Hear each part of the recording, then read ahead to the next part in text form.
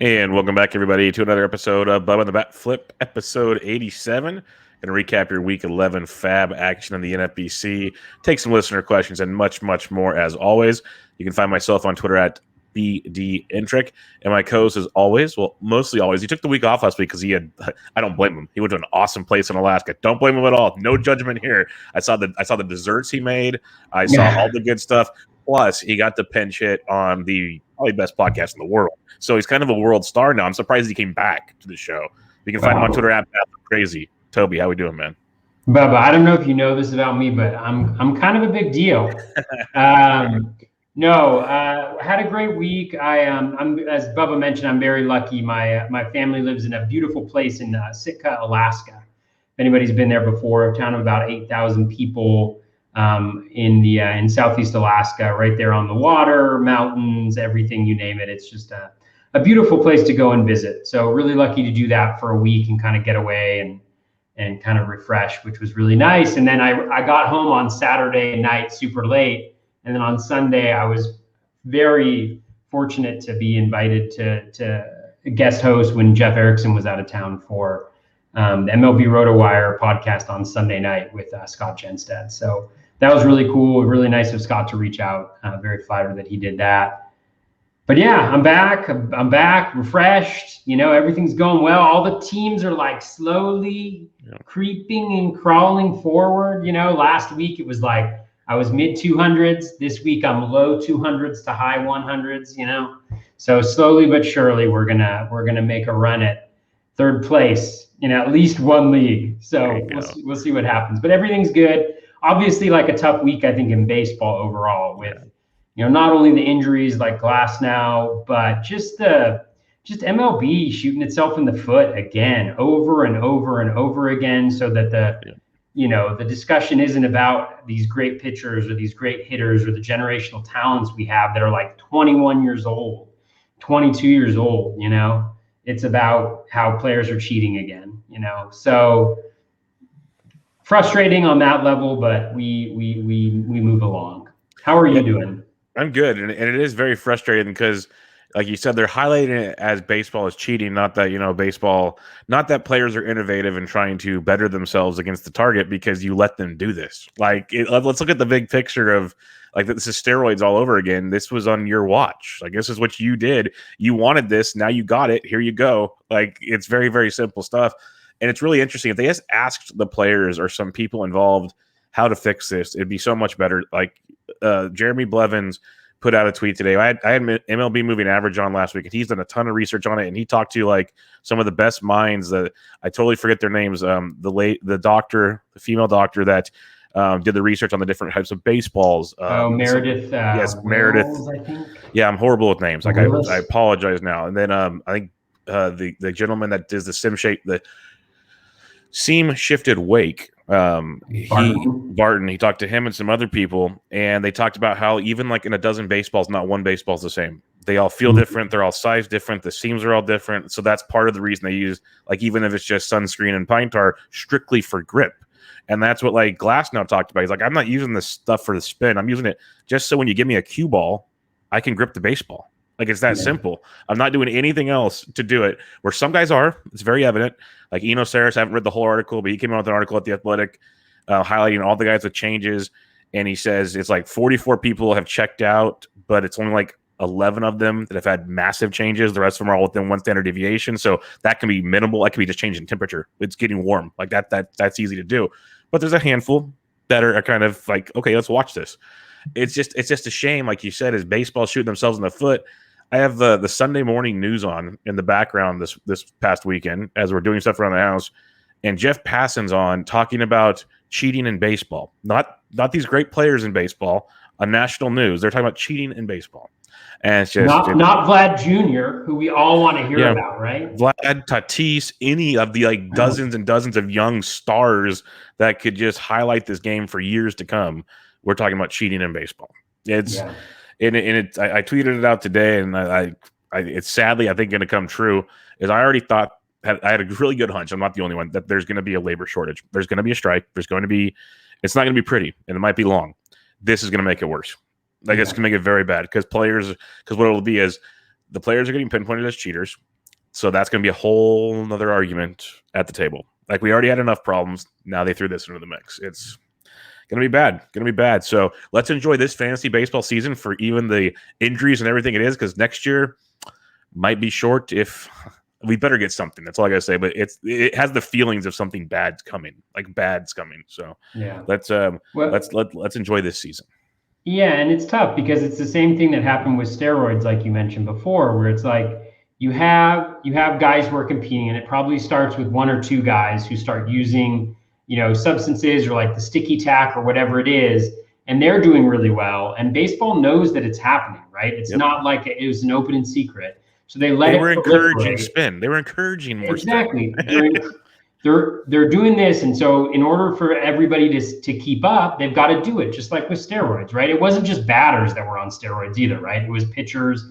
We know that, right? So everybody was on it, and so it encourages that to happen. And then you change it mid-season on these guys, and again, like you mentioned, like with the differences in the baseballs from year to year or just baseball to baseball, challenging. And so even guys who are using like sunscreen and rosin, like Glass now mentioned, and that seems to be, the vast majority of the league, just for the grip. You saw Andrew McCutchen post like the picture of the guy all bundled up in like, padding going to the plate, and just saying this was going to be him going to the plate, just not knowing, exactly what was going to happen. So it'll be interesting to see how it plays off. One note of caution, I think there's been a couple people who have mentioned this, and I think it's really important to note is with the decreases in spin rate, spin rate is also tied to velocity. So make sure that you're also looking at any changes in velocity that accompany that before we start pinpointing people as guys who have been cheating or whatnot. And like, mentioned, there's smaller changes that we're seeing and smaller decreases.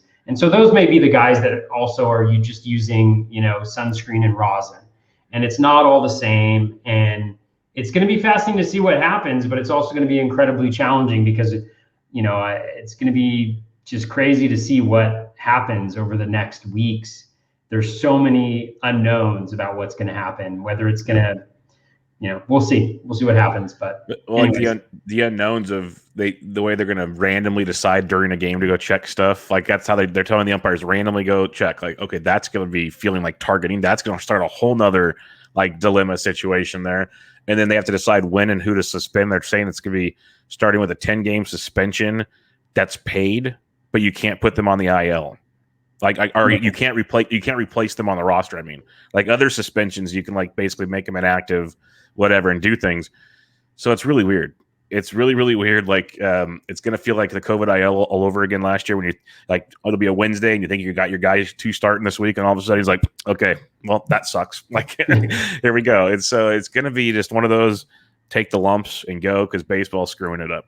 It's all like, there's nothing any analyst can tell you right now that's going to make it better. So, one thing I was thinking about is like, they're going to check gloves and things like that. It's going to be interesting. Like guys are going to have to get new gloves. Mm-hmm. Like anybody who has any type of substance on there that they're worried about, like they're going to have to get new gloves. They're going to have to get new equipment. Like, what about the catchers? What about the catchers? Because like they have pine tar on their jerseys and stuff from hitting and everything. Like, what if it happens to like they get done hitting real quick and they actually hit their glove, go out and the ball hits their glove and they throw it back. They check the ball. Who gets that one? Like there's so many loopholes and like gray areas.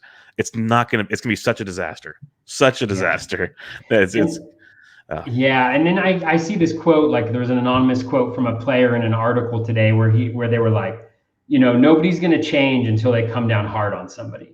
Yeah. And so now it's like we got the players being like, oh, we got to make an example of one of the other players, like, and everybody's been doing it, but we're gonna decide on like 1, 2, 3, 4 people who are gonna take the brunt of that and kind of have this on the record. So we'll see what happens. It's going to be fascinating. I just wish they would have done something, in the off season. In the off season, just let us know what's happening. There's already enough variables that are changing. Let us know. Let the players know. Like simple stuff. Like it's not rocket science here, but baseball always makes it like rocket science. On a fun note, our buddy D-Mindy likes to know, Toby, are you wearing the Blue Jays hat as a part of your apology tour? Couple things. Number one, the Blue Jay hat. It's awesome. It's just a smooth. It's a standard hat. It's awesome. Smooth hat. Nothing to do with me. Just a great hat. Number two, the apology tour, it's a shame tour. I want to make that very clear. It's a feeling of shame and embarrassment that I have for missing the Vlad Jr. breakout. I think we're safe in saying that he's breaking out, ladies and gentlemen. Yeah, you heard it here first. But I'm trying to make a shift. The shame will continue throughout the season because I can't make up for the bad advice that I gave people. It's part of my process. We all make mistakes, but I'm trying to move into appreciation. Appreciation and embracing a generational talent that we have in the game. Who, if you just look at what he's doing, it's absolutely freaking remarkable. So let's all enjoy it and have a little fun. And so that's why I have the Blue Jays hat. It's also been a hot minute since I wore this one on the show. So yeah, it's a great hat. Great hat. It's one of the favorites that you wear. I'm a big fan there. Let's check out some player movements from the past week in NFBC. Some names were picked up everywhere. Some were just some cool names to see if how we feel on them. But the most popular addition was Sammy Long of the San Francisco Giants, added in 331 leagues, as high as 224. That was crazy because two things. He's pitching tonight. He's pitched okay. He gave up a few runs. Strikeouts aren't as dominant as they were in his debut in Texas. Okay, but he's pitched okay. He's not like horrible. My biggest concern with him was how many innings, because they're going to use a starter or an opener with him, which they did again on Tuesday night. And how long does he stay up for? Like Logan Webb will be back in a few weeks. Eventually, Tyler Beatty comes back. I liked him. I put keep him honest bids in. I got him nowhere. I have no Sammy Long, but I didn't understand. It seems to be a trend, Toby. I don't understand the logic behind some of these break the bank bids on guys like this. Yeah, that's what I think is the key, is just the amount that you're bidding on him. He obviously, there was some really nice things that he did. He's got both the slider that was really effective, and he's got the changeup that was really effective in one start, though. And I think that's the thing that's really important to think about is, it's one start. And so in such a small sample, you can get these wild outcomes, like 7 strikeouts in 4 innings pitched. And you might be like, well, he earned those because he was really good. Yeah, he was really good, but the BABIP was low.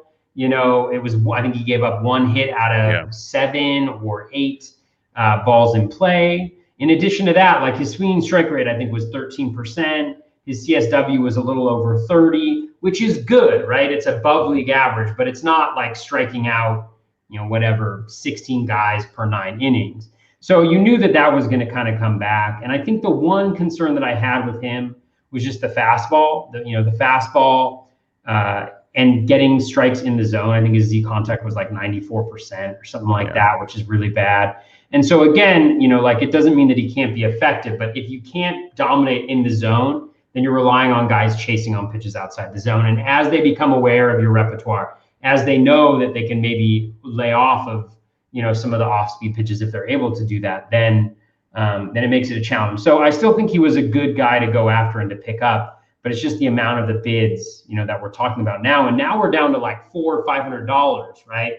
In a lot of instances. And so if you throw down that $200 bid, that $150 bid, you're talking about using like a quarter plus of your remaining FAAB. And we still have, I don't know what it is now, like 3/5 of the season left, something like that. So the end of June will be about roughly halfway. So we're getting around 3/5, something like that. So it's and I think I think he's a good picture. But one thing you mentioned is in that first start, he lived in the bottom of the zone where he needed either an umpire's help or guys to chase, as you mentioned. When he was in the zone contact, the guy, they were hitting. He wasn't unhittable.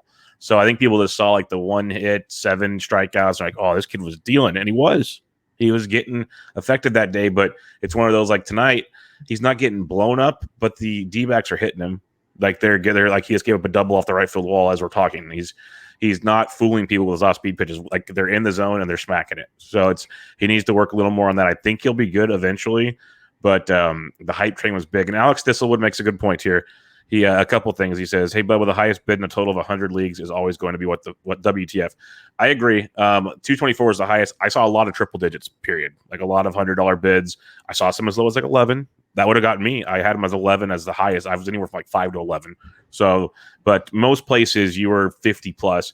But he also mentions to refer to the median bid in the main. I don't have access to that, so I can't help when we talk about it. I just use the overall page.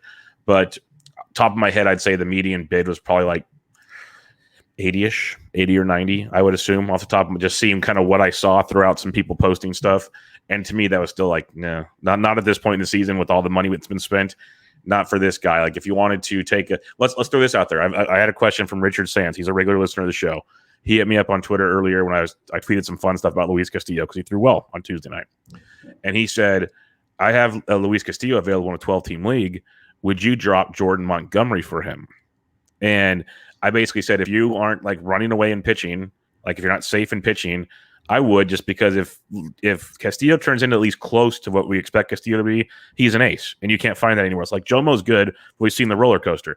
So my question for you, would you, this is why we're talking about not spending on Long, wouldn't you want to have that $80 to $100 to spend on Luis Castillo than on Long type thing? That's kind of what the discussion is.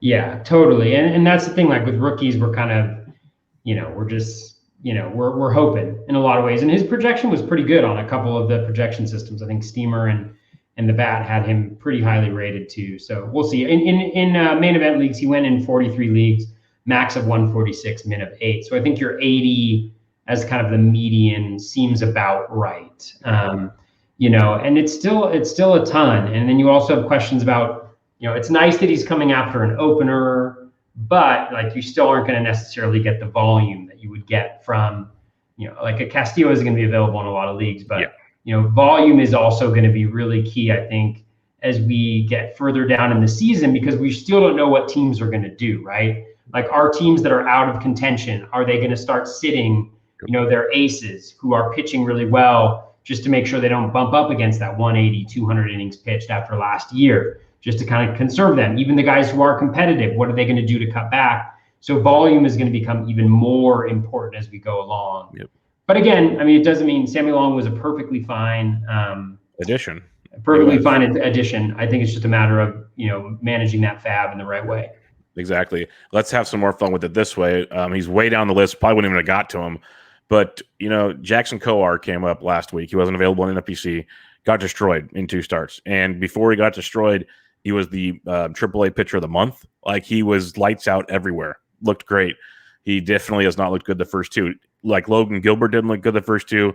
He didn't look this bad, but he's gotten better. That's not to say Jackson Kowar can't get better. He was picked up in 49 NFBC leagues, as high as 111, and then all throughout. Would you rather have paid, let's say, $80, let's say the median on Long, or would you rather put like $2 or $3 out just to see what Kowar has and put him on your bench? Probably Kowar. Although, like, the thing about him is, he didn't just look bad. Like, it was really bad. He wasn't striking guys out. He wasn't fooling anybody. It was bad. Yeah, he was really, really bad. So I didn't even actually put bids in on him, which maybe was a mistake. But I also think he's a 2-pitch guy. And, I had read like Eric Longenhagen, I think on Fangraphs, was also talking about Kowar and isn't a huge believer in what he's been doing, and felt like, a lot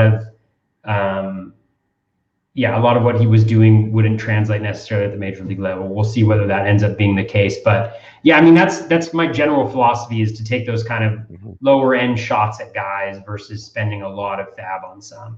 I've had a few like high end bids this year. Shane McClanahan kind of stands out. Like I spent 200 plus on him in a couple leagues. That's been okay. I mean, it's been fine. Like he had another fine outing today. Like doesn't help you a ton, doesn't hurt you a ton, but I'm hoping that over the course of the season he can kind of turn it around. But yeah, you got to take your shots occasionally, but we're getting to that point where there's just so much. There's every dollar starts to count just a little bit more. Yeah, no, I did the Kowar deal. He was like my 3rd or 4th contingent bid on things for like literally $1. I got him in a couple of leagues. Like it was just literally, we'll see what he's got. Like, and Alex makes a good point. He's got the Red Sox this week and the Yankees next week. So we'll see what fun that portrays. But moving on to the next one here, Jake Fraley, outfielder for the Seattle Mariners, went 276 leagues, as high as 131. I'm a big Jake Fraley fan. I'm loving this. He's been an on-base machine. He's showing some power, speed. He's been very, very good since called back up. So I'm honestly not too. I think the bids are fine. I guess it's one of those guys you could spend some money on. So I tried to grab him where I couldn't get him everywhere because my budget's kind of limited in certain places. But what's your thoughts on Fraley? Yeah, I think Fraley's a really nice pickup. I think he's going to play every day with the Mariners. Incredible plate discipline so far. His chase rate was 14%, something like that. At least when I checked over the weekend, when I was doing my FAAB research. There's some stuff that's not as good. He doesn't have like the highest max exit velo of all time. The barrel rate was relatively low, at least the last time that I've looked. It could have changed because I know he hit another home run and he's got a small number of plate appearances. But the stolen bases is also key. Like the fact that he's going to hit some home runs, steal some bases. Mariners are fairly aggressive on the base paths. That's really important, especially when you have what look like skills that can produce a pretty high on base percentage, even if the batting average isn't as high. I think that's a really good combination. So he was a guy that I liked a lot. A little disappointed in myself. I mentioned this on the show on Sunday with Scott, but I had him in some bids where I was looking at like throwing down like $20 or so last weekend.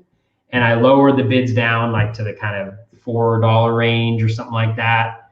And now I'm kind of kicking myself for doing that, especially in leagues where I need some speed. So, oh well.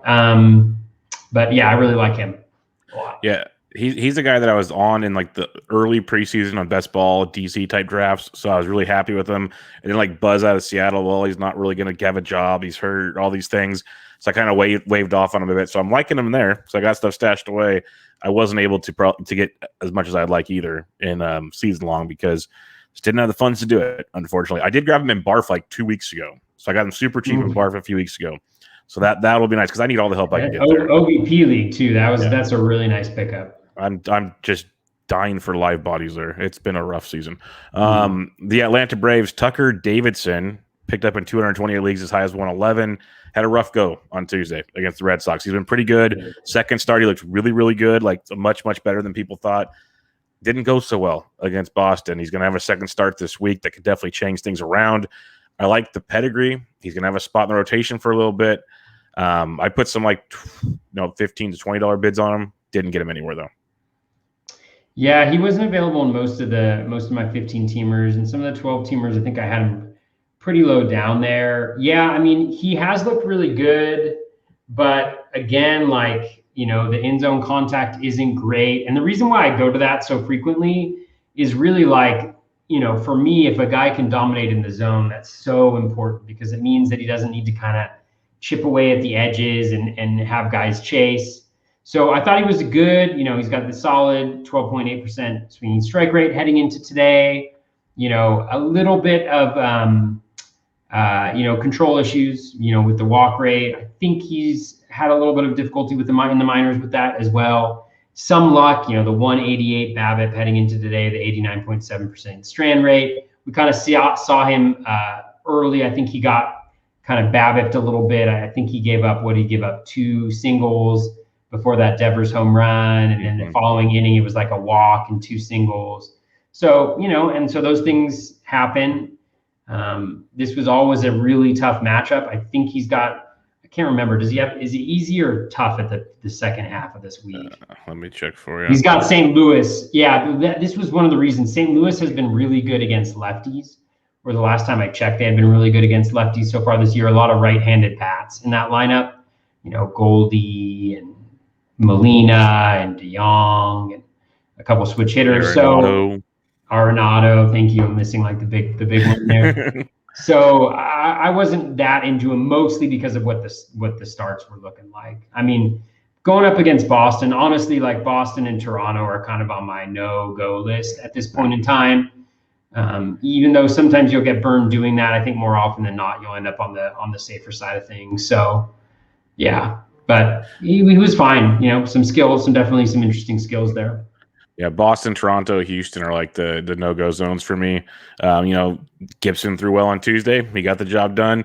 Eovaldi threw well on Monday, but it was one of those I can't do it. It's wild stuff. What's going on? I cannot understand Kyle Gibson. I know that there's like a Kyle Gibson crew that has been very interested in him, and I just can't understand because it's like he hasn't even had easy matchups recently. Yeah, and he's done great. Like you look at his game logs, it's like what the world is going on here. I mean, he's got a 234 BABIP. He's not giving up any home runs. He's got a 13.1% K minus walk though. He's got like a worse K minus walk than league average probably. I mean, it's just these are the guys that crush my soul because it's just like and when they're on your team, it's great, but it's just like there's no reason for this. There's reason for him to be pretty good, but like I got to look at his game log and look at some of these starts he's had. I mean, today it was Houston. You know, who was it recently? He's had 3 great starts against Houston now. That's what it was. He's had 3 great starts against Houston. You know, shutting out the Rays on the road, which they're one of the best, most high scoring, you know, teams on the road. Even the Giants, I mean, haven't been easy. Minnesota, Boston, White Sox. Yeah, it's not murderer's row if he could sign him. Yeah. No. And he's doing it. I mean, good luck. Good luck. All I can do. I'm waiting for the other shoe to drop there, but pretty soon with everyone hitting the IL, I can't wait anymore. He's got to throw him out there. At a certain time, he's going to give up like 9 earned runs in 1 inning. It's not going to matter. His ERA is still going to be like 3. Exactly. You know? So he's going to be the reverse Gomber. Gomber got it out of the way early. Gibson will get it late. It's going to be one of those deals. If you remember, Gibson gave up like 8 runs in one inning in his first start of the season. His debut. I think it was Gibson. Were they in? They were in Kansas City as Gibson versus Keller, I think. Opening day. I remember stacking. I remember stacking that game, and it was a great start to the season because it just bombs away from both sides. 5 earned runs in 1/3 of an inning. Since then, his number of earned runs given up 0, 1, 0, 1, 1, 3, 1, 2, 1, 0, 2. That's outstanding. Outstanding. Can't make that stuff Gibson. up. Yeah. Kyle Gibson, everybody. Kyle Gibson. All right. Next guy we'll talk about here for the Detroit Tigers. I know you had interest in him this week. Jose Cisnero. He was picked up in 168 leagues as high as $72. It's always a revolving door. Michael Fulmer is back from the IL. He did not close on Tuesday. Gregory Soto got the close on Tuesday. But you have Soto. You have Cisnero. Maybe you get Fulmer again. What was it in Cisnero that got your attention? Yeah, I was invested. I bid a couple of $20 bids on him, just places where I'm desperate for closers. You know, it was funny. It's one of those situations where sometimes you pick up guys because of the situation, and sometimes you pick them up because of the skills, right? And with him, I actually was just like, okay, it looks like he's getting closing opportunities in Detroit. I'm going to run with this. I'm going to try to pick him up where I need this type of player. I actually have Soto in quite a few places right now. So I was really happy to see him get the closing job. I almost dropped him, but I was like, they really seem to want to go to Soto. They keep giving him his chances. Seem to want to get it. Giving him chances. Yeah. And I looked into Soto recently, and actually the walk rate has dropped a pretty good deal. The swinging strike rate's up. He's throwing the slider more. The velo's also up. So I didn't really do the due diligence on Cisnero. And then when I was preparing for the show on Sunday, I looked him up, and he's actually been pretty bad. If you look at him recently, not results-wise, but skills-wise, he's throwing the sinker more often, the four-seam less. The velo is up, but he's just not getting swinging strikes. He's not getting strikeouts. He's walking a decent chunk of guys. So he's kind of looks a little bit like a ticking time bomb, honestly. But, you know, I really feel like, you know, Detroit, I'm hopeful that Soto can run away with that gig now because I do have him in quite a few places. And, you know, having Cisnero and him on a few teams is kind of a little bit of an insurance policy, although I didn't expect Fulmer to come back so quick. So neither did I. I thought he was out for a while, and I saw he got activated. I'm like, what? Yeah. That was a surprise.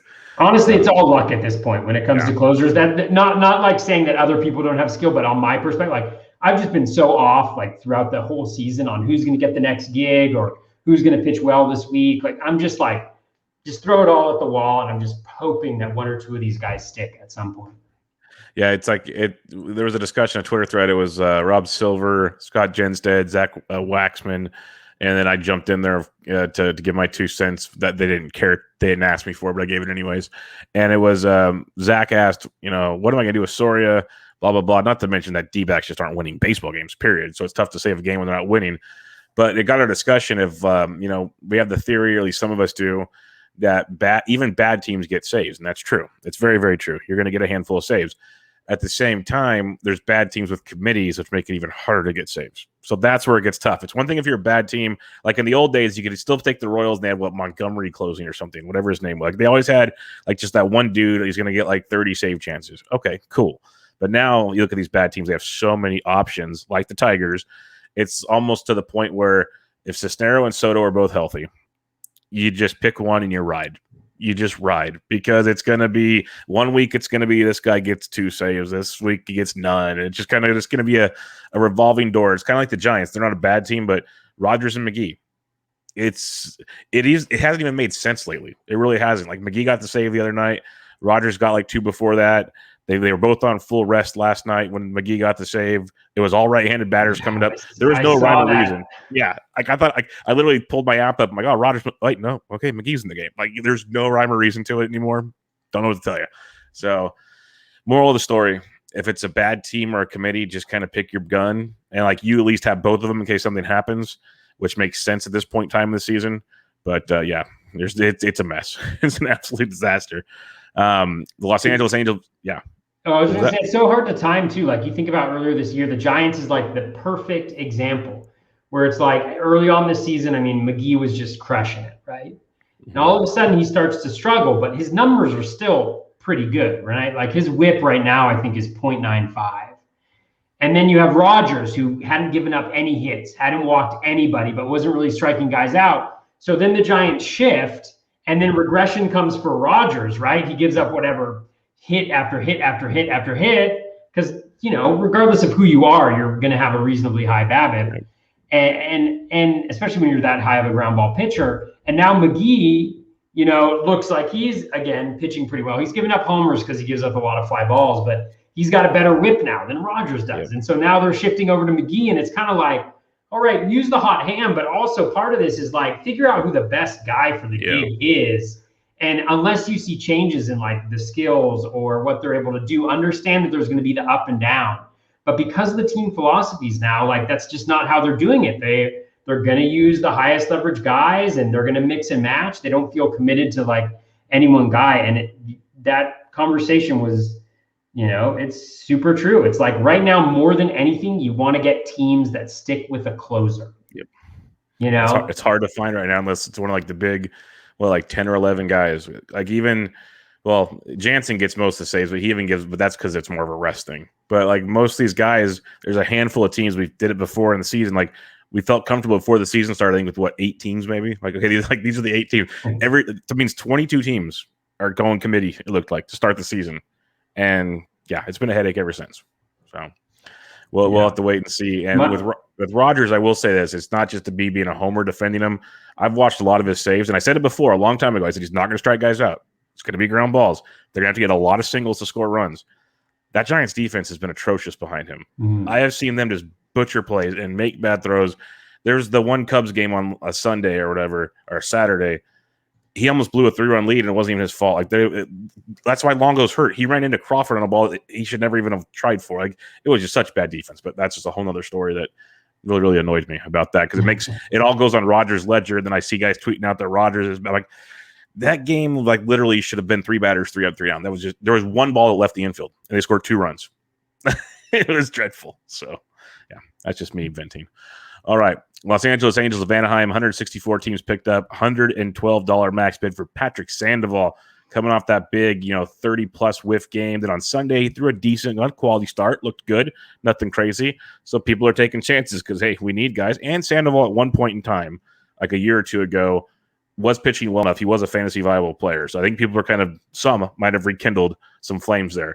What were you thinking when you saw Patrick Sandoval? Because I didn't get him anywhere, but I like the guy. Again, he's another guy that I do have like in late rounds of best balls. Like I have him on rosters. Yeah. No, I think of all the guys that went this week, he was the guy that I was most interested in. I actually, I don't know if he was available in my leagues or what, but I seem to have just missed on him or I didn't have a lot of guys to drop, which I'm lucky enough at this point. But with Sandoval, the thing that I really like, number one, he's got the dominant pitch. The changeup is absolutely elite. It's the pitch that he's throwing the most. Has like a 30% swinging strike rate. It's just ridiculous. He's also got, I think it's slider. That's a pretty good pitch as well. The fastball isn't great. He struggles with control, but he's got that ceiling, I think, that upside, in addition to the fact that he has over 50% ground ball rate, I believe, still, because of that changeup. Because I think maybe he thinks he throws a sinker more than a four-seamer. I should check that out right now. But yeah, so I really liked him a lot. I thought of all the kind of pitchers that were available, he was kind of the cream of the crop to go after, because I think I can see there's definitely a pretty big floor because of that control issues. Can definitely see him having a couple outings where it's like 2 innings, 4 earned runs, just one of those just really laborious, outings. But then you can also see him having, that 7-inning, 10K, 10 plus K type of outing that not everybody is capable of doing. So I really liked him a lot. The six-man rotation is a little bit difficult, but I think at this point with pitching, it's like, if you can find a guy that's pretty decent, you got to roll him out there, even if it's every six days. So I was him. How about you? Yeah, I liked him a lot. I didn't get him anywhere because I was trying to be super frugal this week. I'm really trying to, similar to you, I'm fortunate now. Early in the year, I had tons of red suitcases. Now it's not as many. There's still some, but it's like I'm trying to still leave some flexibility with my bats so the pitchers I have available aren't really droppable on most leagues. So it's kind of like, okay, well, I'll put some bids out and see what happens, but nothing really went flying in that regard.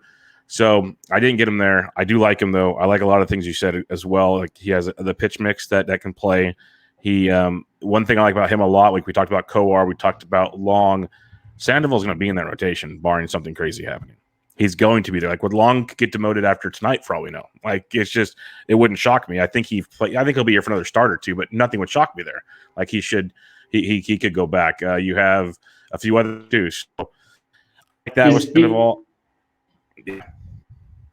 What was that? I was going to say, is Bundy going to stay in that rotation? Bundy can go too, but with Sandoval, the other thing I like about him a lot is he can go 100+ pitches. Like, we know he can go. These other guys kind of baby him. Sandoval's good. Like, he's stretched out. He's ready to roll. So that, like you talked about, needing innings and just quantity, like, he can get you quantity. So fan of that as well. And Bundy, yeah, that's a whole nother. That got Twitter tilted pretty good last night. Oh boy. Let's talk about a renaissance. In a way, Sandoval was a renaissance, but Miguel Andujar picked up in 156 leagues, as high as 137. I grabbed him in Tout and a couple other leagues because I'm just going to ride the hot wave while I could. I got him where he was cheap. I didn't spend a lot of money on him, but the dude's got the power going right now. He's not walking at all, but he has like 2 walks. But he's not striking out as much as he used to. He's hitting for average. He's playing every day in the outfield. The Yankees need fresh bodies because they're just dreadful right now. So I'm going to ride the hot hand while I can. I'm ready for the other shoe to drop with Andujar. I'm very aware of this. Like, I don't expect this to last, but I'm going to ride it while I can. So I get adding him. I would have rather have had Fraley 100 out of 100, but Andujar to me was a good kind of alternative pick if you had to have one. Yeah, definitely. Yeah, I mean, I think what you mentioned makes sense. I mean, he's solid. Like, we've seen him go through really good stretches before. I mean, he had a ton of prospect pedigree, a lot of ground balls, high home run per fly ball rate. The StatCast data isn't necessarily jumping off the page, but it's pretty solid. But I think the nice thing is he makes a lot of contact. And so whenever you got a guy who makes a decent amount of contact, who has some power, that's a really nice combination to have. Even though, like you mentioned, the walks, like, plate discipline is awful. Not his friend. Yeah. So it'll be interesting, as that lineup gets a little bit more healthy, whether he sticks on there. But just in terms of guy to pick up for short term, I think he's a nice little add. And we know that the Yankees offense at some point in time is going to heat up. They're not this bad. They've showed glimpses of it. They're going to go on a stretch where they just absolutely crush one month. And so, if he's a part of the team when that happens, it could be a real boom. Yeah, I'm with you there. So, like the Andujar edition, if you can get him still, if you're in need of outfield help, because outfield's been pretty weak lately. So, I don't mind streaming him. Just treat him like you're streaming a pitcher with Miguel Andujar. Enjoy it while you can. Drop it when you need to. Dan Vogelbach was a hot commodity this week, and rightfully so. I know you were targeting him. I had him put in a lot of bids. I got him in a few, not in others. He started every day because Keston here is gone again. At least most days. He's on the strong side of the platoon. If anything, the power's there. and 4 games in Coors Field with that big man is a beautiful thing. He already went deep on Monday night, so he's already pretty much paid off for a lot of bidders. But he went as high as $49. I know you liked him a lot, so I want you to let everybody know what it was with Vogelbach that you saw. Yeah, I mean, it was really the schedule. He's got 3 games to start off with against the Reds. All 3 are against right-handed pitchers. Then he's got 4 in Coors. Only one of those is against a lefty. So he should play 6 out of 7 games, all really nice. Ballparks, playing 3 at home and then 4 on the road. And he's Dan Vogelbach. The batting average is not going to be great, but he's still got some pop. He's got really good plate discipline. He's going to be on base. And so you're just hoping that you get it. And, he hit that first home run in his first at bat of the week and felt pretty good. I would not be surprised to see 1 or 2 more this week. And that's really what I was going for. Like that was it. He'll be off my team after this week, unless he's got, some other really nice matchups coming up. And also with Travis Shaw getting injured, Hira demoted, he really has that job all to himself. So really looking forward to this week from him. And I think this is kind of what I like about this time of the year in FAAB is there's a lot less big names, those big expensive guys to go after. It's much more about trying to identify these types of guys that from week to week can help carry your team a little bit or contribute in areas where you need it. And so hopefully he does that. He didn't do well today just because Castillo is lights out, undeniably an ace. Ran into a juggernaut. For sure. A juggernaut who now probably has an ERA under 6, maybe. Yep. Yeah, it is. It is under 6. Yeah, what is it? It? It's like 5.93. 5.93. Yeah, because I went and looked at his stat line, and they always had the updated ERA at the very end. And I was like, oh, yes. Chipping away. He's going to finish the year at like 4.3, and that's going to be the best 4.3 ERA. Oh, man, the best 4.3 you've ever got. Because I've got him with like Shane Bieber in a couple leagues. And, man, I really need him to step up for sure. So, no doubt. Yeah, because Giolito seems like he's turned things. I have a lot of Giolito Castillo teams. We talked about, I know you have some as well, and we had some other listeners, very same boat. Gio seems to have, he still has a few hiccups that question me, but overall he's figured it out. Castillo, if he gets there, I can get those 2 guys for 4 months. I'll be very, very happy. Joey Votto. This is a guy we talked about a lot at the end of draft season as like late round picks, corner infield stuff, deep leagues. He got picked up in 148 leagues for as high as $91. I even had people asking me after FAAB, like, what do you think about Joey Votto? I'm like, guys, I know you don't listen to everything I do, but that was one guy I banged the drum for a lot towards the end of the season. Like when we did our recap shows, articles, you name it. I think he's a great corner infield option that was basically free in drafts. He's come back from the IL. He's played 7 games. He's hit safely in 5 straight now. I don't know what he did on Tuesday, but he has 3 home runs. He's still walking a ton. He's playing great. And if you need a corner infielder at first baseman, he's going to play almost every day. You ride that wave. Votto still has, he's not going to be the average guy. We talked about it, but the power will be there. That Reds team will put up a lot of runs in Great American Small Park during the summertime. So I think you grab him wherever you can right now, especially in 15-teamers.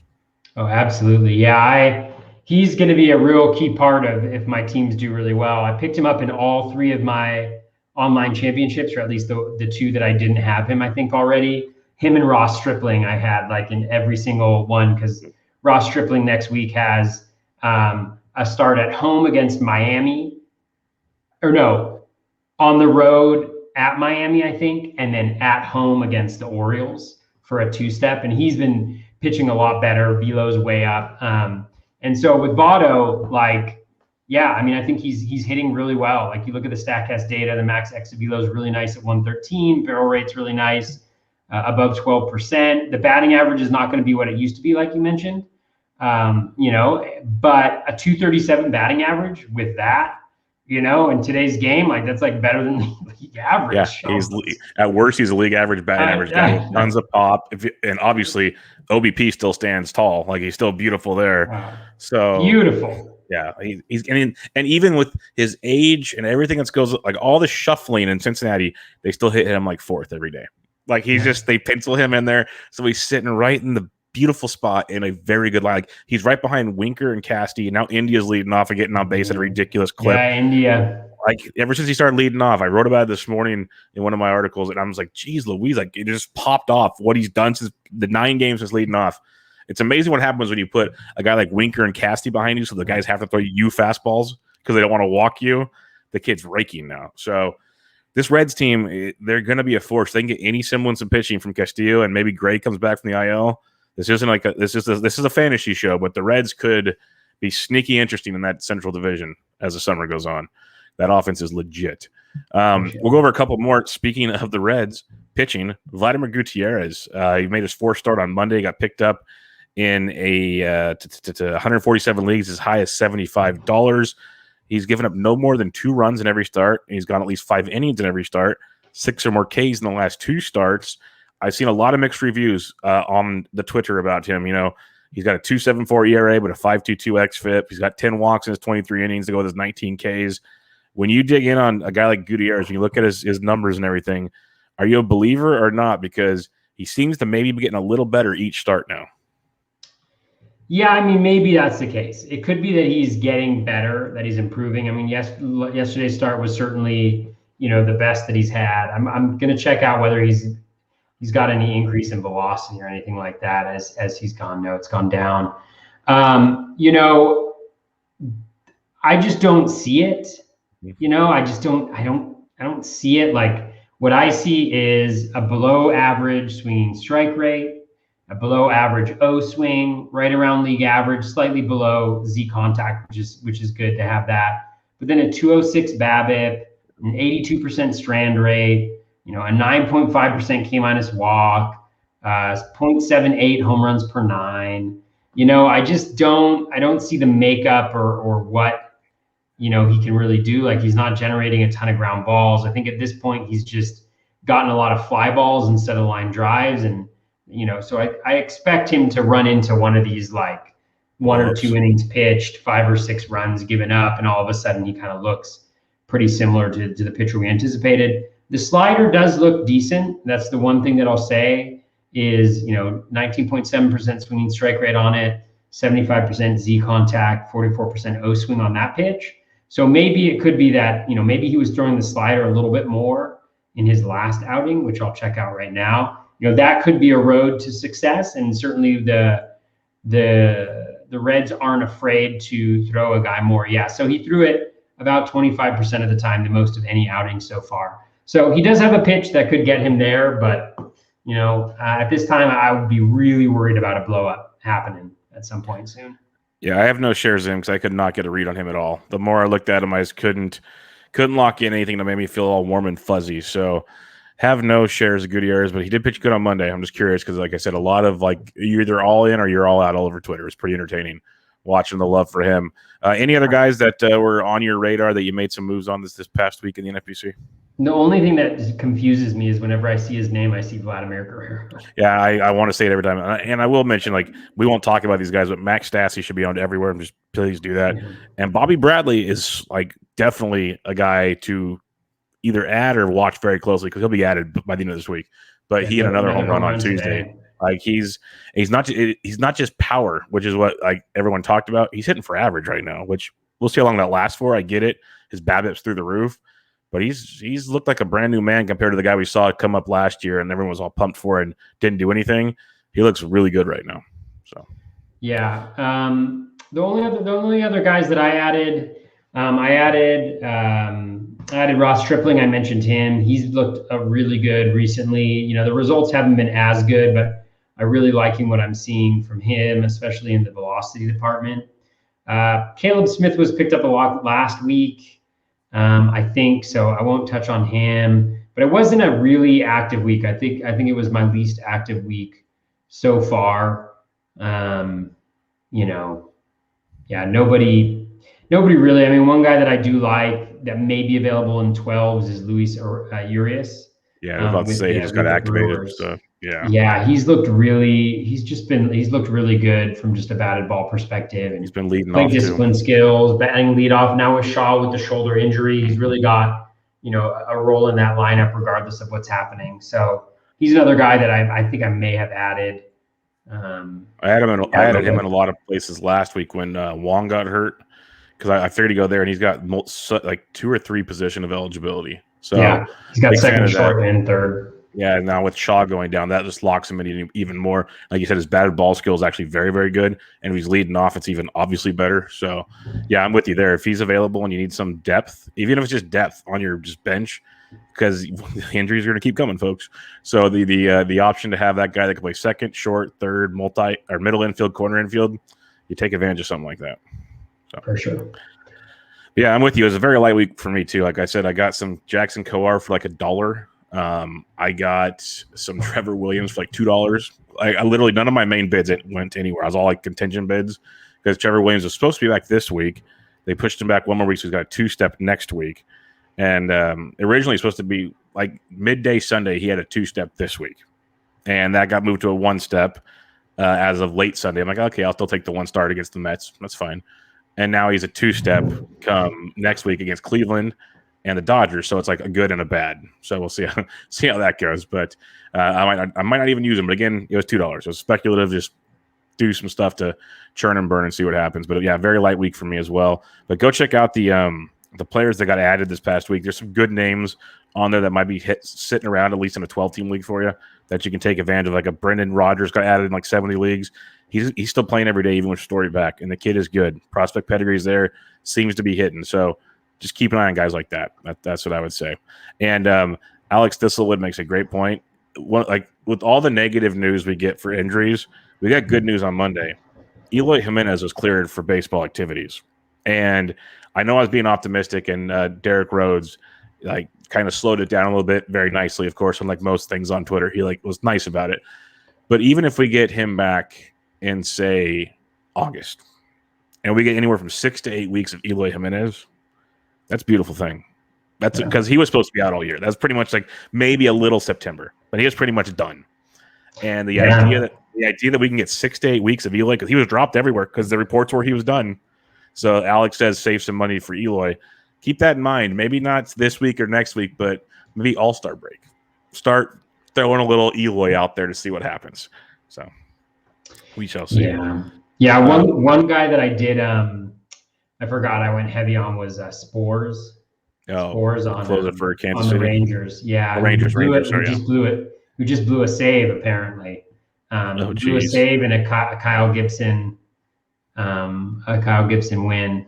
So yeah, but I just thought that he was kind of next guy up just based on how they were pitching, and his skills have been really good. I mean, he's got like a 25% K- walk, I think, this year. Yep. Striking out a lot of guys. He struck out 2 in his inning. He only gave up 1 hit, but it was a Carlos Correa home run. So, oh well, it happens. Hopefully, he gets the next shot too. And with Kennedy likely being traded at some point during the season, he wouldn't be a bad guy to have in case he gets moved on, because the Rangers have been one of the teams that have stuck with a solid closer the whole time. Yeah, no doubt about it. Let's take a couple listener questions because we have a couple listener questions. Sammy Reed kind of has a tongue-in-cheek comment, but it's an interesting one. Do you have a list or spreadsheet of recent biggest spin rate gainers, i.e. pitchers who are likely to be impacted the most by spider attack restrictions? I don't know if Toby does, but Saris does at The Athletic, so I go check that out. That's my 2 cents. Yes, I do not.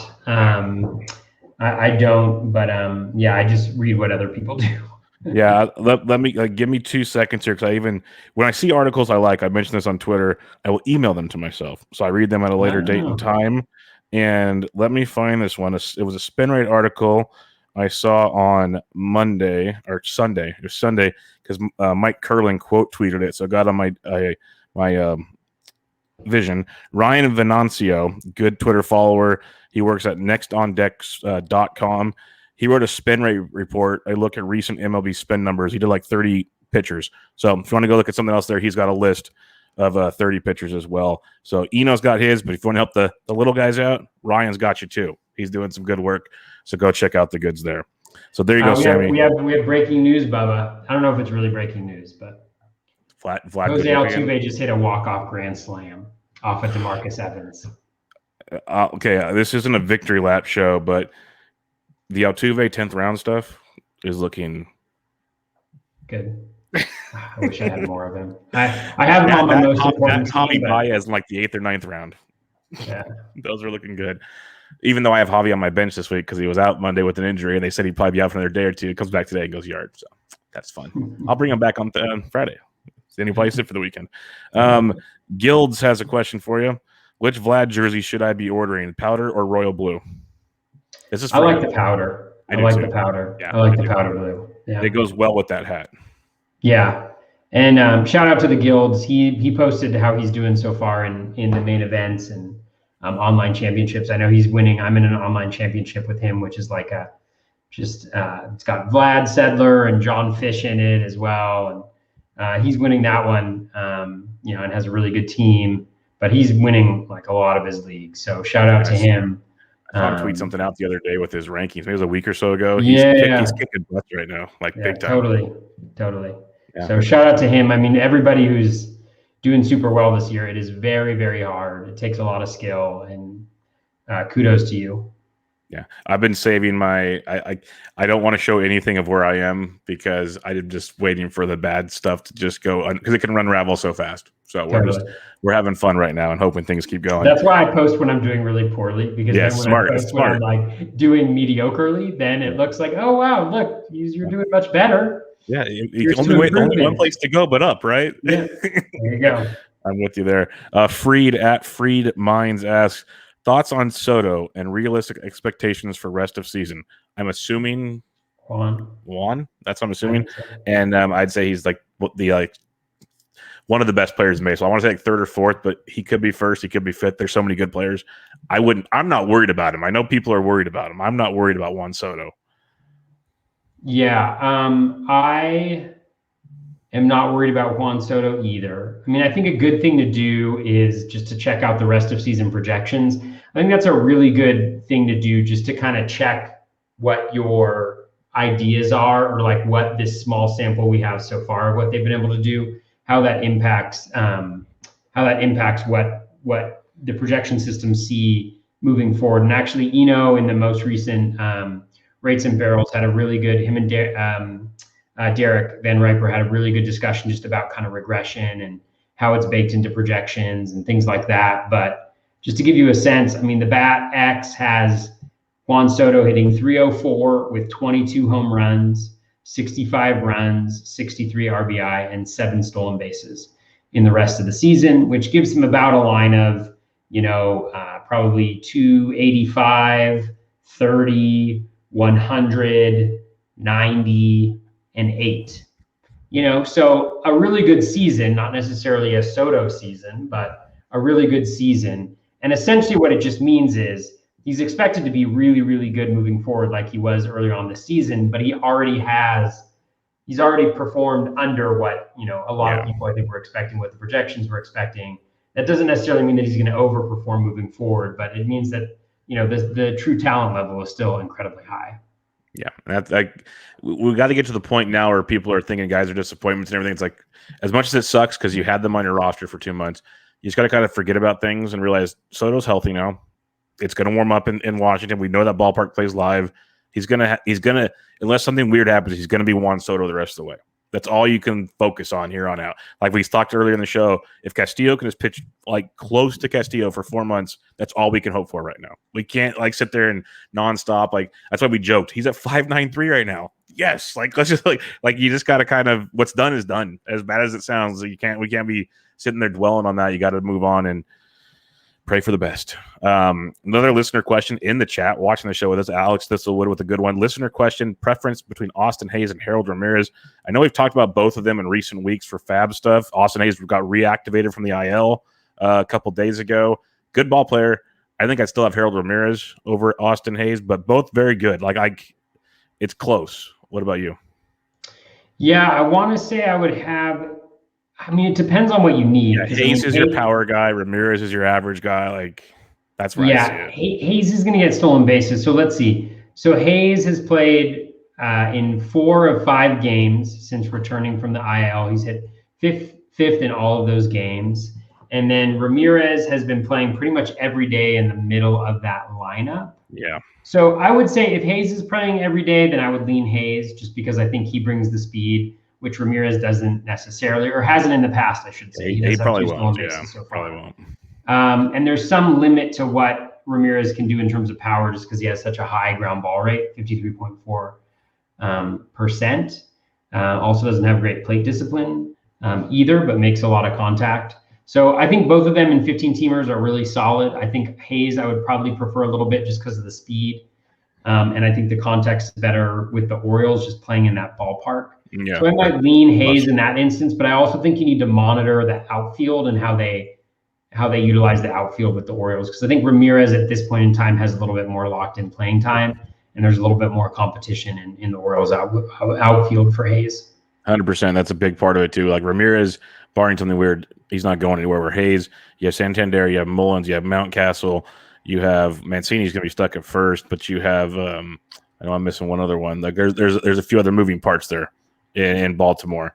So Hayes is good. He's going to get to play, but it's weird because he used to play at the top of the order, and now Mullins has that locked in. And I think even Mancini's hitting second or third. They've been moving that second or third guy around. So that's what moved Hayes down to fifth, where when he was at the top of the order, it was really nice, like beautiful. But yeah, they're both really good ball players. Like to me, it's close, and I like how you broke it down to what your team needs, because that'll kind of separate things out and go from there. But Hayes batting fifth, maybe he turns into more of an RBI guy. We'll see what he does, but could be quite interesting. But Toby. Yeah, Alex Thistlewood is pointing out, pointing out all our errors on this podcast. I mean, over here. But he does point out that Hayes has 0 stolen base attempts. And when you look at the rest of the season projection, both Ramirez and Hayes are at 2 each. I always thought of Hayes maybe as being a little bit more of a speed guy, but I could be wrong. And that's why it's always really good to check your assumptions and look at the data.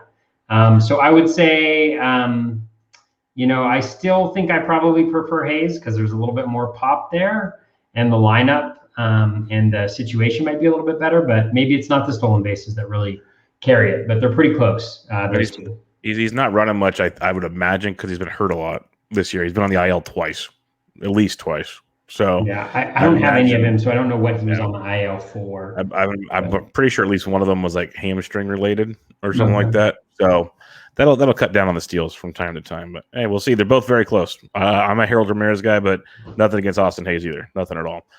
Thanks for all the questions, Alex. Much appreciated. And Toby, that'll wrap us up. We're in the books. Another episode. FAAB recap, listener questions. Listeners are a little slow this week. Summer vacation. I don't know. People starting to do that football research already. Yeah, guys, it's just June. Easier FAAB periods for us, Toby. It's a good thing. Yeah. So no, it's good.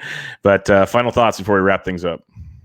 No, I mean, I think just keep plugging away. I was only kind of joking about the football thing. I think a lot of people, this is the time of year that, a lot of people in season long, if their seasons aren't going great and they're not fully invested, then that attention starts to, look in different directions and maybe switch over to football a little bit. And so it's really an opportunity in the next little bit where we can gain some ground, especially like if you're down in the counting stats, if you're down in runs or RBI or even home runs and stolen bases, you can make up a lot of ground in the second half of the season. So don't give up. Keep plugging away, keep that league integrity in place. But if people aren't going to do that, then make sure you're in a position to take advantage of it. Yeah, no doubt about it. Like if you're in position, this is the time. We talked about the kind of like limited the bidding coming up. We talked about how we kind of kept it frugal. Like you can do that week in and week out. You're gonna be surprised what you start getting. Like you're gonna be like, even like the Vogel box, like Toby said, look at the schedules. We've mentioned it many times. Every time I do FAAB, I always have that RotoWire like 2 to 3 week forecast out, because it's not just for pitchers. It's literally like, hey, what hitters have these matchups coming up? Like, be a week early. If you have the room on your bench, not everybody does right now. Be a week early. Start getting these guys nice and cheap. Like Toby mentioned, he got Stripling more so for next week. So you can do things like that. Vogelbach, like Coors weeks are the easiest ones. And a lot of people talk about it, but when you see the bids, not a lot of people bid on it. Like you can, Urias, Vogelbach, there was a lot of Brewers. Everyone looks at the Rockies guys like, oh, let's go pick up Daza and Fuentes. Okay, whatever. But they can't hit home runs like Vogelbach and Urias can. Like, let's look at the big picture here on what works. So there's lots of little niche things you can do for very cheap. So keep that in mind as you speculate things and grind on, because it's still a grind. We're almost halfway there. Almost halfway. It's going to be a long one, but it's been fun, Toby. We'll do this again next week. Yep. But check out Toby on Twitter at BatFlipCrazy. I am at BDintric. This was Bubba and the BatFlip episode 87. Catch you guys next time.